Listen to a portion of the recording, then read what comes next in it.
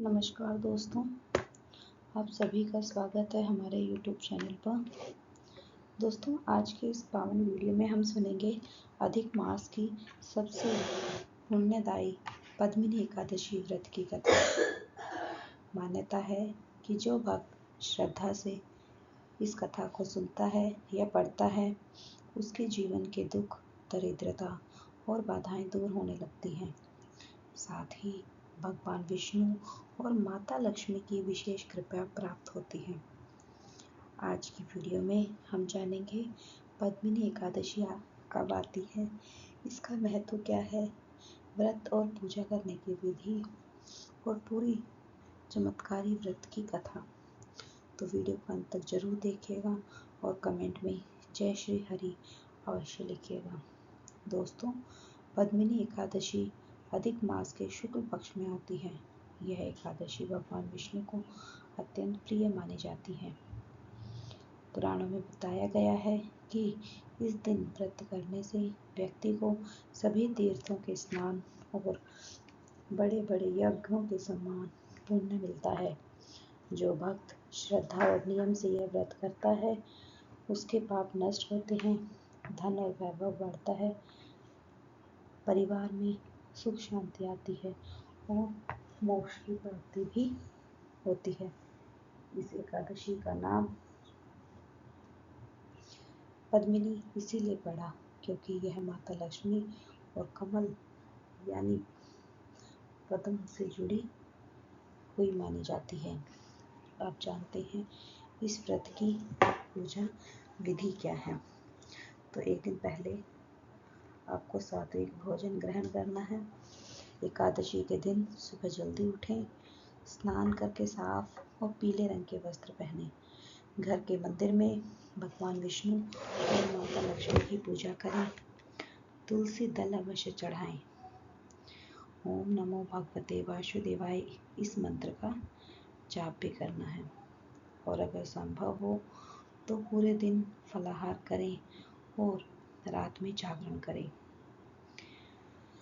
अब आइए सुनते हैं पद्मिनी एकादशी की पवित्र व्रत कथा। ध्यान से कथा सुनिएगा। प्राचीन समय की बात है। त्रेता युग में महिष्मती नाम की एक सुंदर नगरी थी।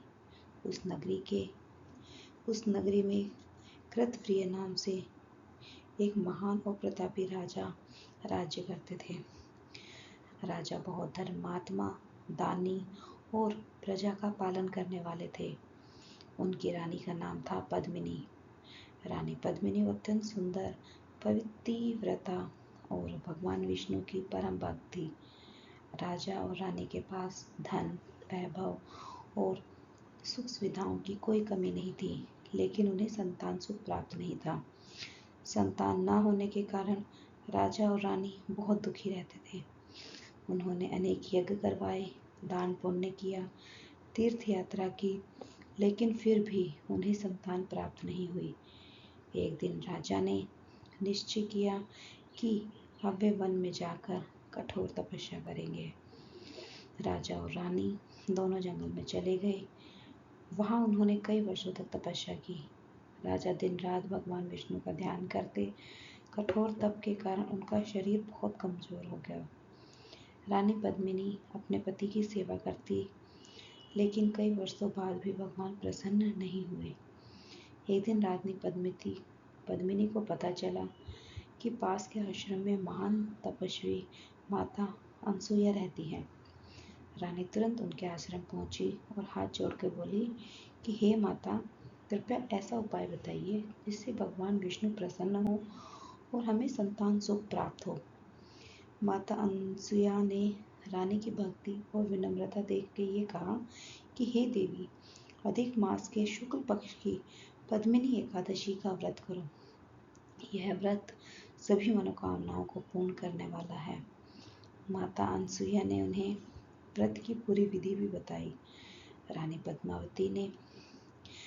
पद्मिनी ने श्रद्धा और नियम से पद्मिनी एकादशी का व्रत किया। उन्होंने पूरी रात भगवान विष्णु का भजन किया, दीपदान किया और विष्णु सहस्त्र नाम का पाठ किया। रानी की भक्ति से भगवान विष्णु अत्यंत प्रसन्न हुए।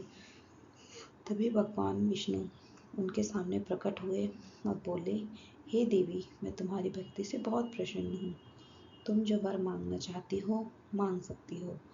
रानी पद्मिनी ने हाथ जोड़ के कहा कि प्रभु, मुझे ऐसा पुत्र प्राप्त हो जो संसार में महान और पराक्रमी हो। भगवान विष्णु ने कहा, तथास्तु। कुछ समय बाद रानी ने एक तेजस्वी पुत्र को जन्म दिया। उस पुत्र का नाम था कार्तवीर्य अर्जुन। बड़े होकर कार्तवीर्य अर्जुन अत्यंत शक्तिशाली और महान राजा बने। उन्होंने अपने बल और पराक्रम से पूरी पृथ्वी पर विजय प्राप्त की। इस प्रकार पद्मिनी एकादशी के प्रभाव से राजा कार्तवीर्य और रानी पद्मिनी को संतान सुख प्राप्त हुआ। दोस्तों, इस कथा से हमें बहुत बड़ी सीख मिलती है। अगर मनुष्य सच्चे मन से भगवान की भक्ति करे तो उसकी हर मनोकामना पूर्ण हो सकती है। साथ ही धैर्य रखना चाहिए, भगवान पर विश्वास रखना चाहिए और धर्म के मार्ग पर चलना चाहिए। पद्मिनी एकादशी हमें ये भी सिखाती है कि भक्ति और श्रद्धा से असंभव कार्य भी संभव हो जाते हैं। तो अब हम बात कर लेते हैं कि व्रत के दिन आपको क्या करना चाहिए और क्या नहीं करना चाहिए। तो सबसे पहले आपको भगवान विष्णु का ध्यान करना है, तुलसी की पूजा अवश्य करें, गरीबों को दान दें और सात्विक भोजन करें। और क्या नहीं करना है, क्रोध नहीं करना है, झूठ नहीं बोलना है, तामसिक भोजन ना करें और किसी का अपमान भी नहीं करना है। तो दोस्तों, ये थी पद्मिनी एकादशी की पवित्र कथा। अगर आपने श्रद्धा से यह कथा सुनी है तो भगवान विष्णु आपकी सभी मनोकामनाएं पूर्ण करें। वीडियो पसंद आई हो तो वीडियो को लाइक करें, चैनल को सब्सक्राइब करें और कमेंट में लिखें जय श्री हरि। भगवान विष्णु आपकी हर मनोकामना को पूर्ण करें। धन्यवाद। जय श्री कृष्ण।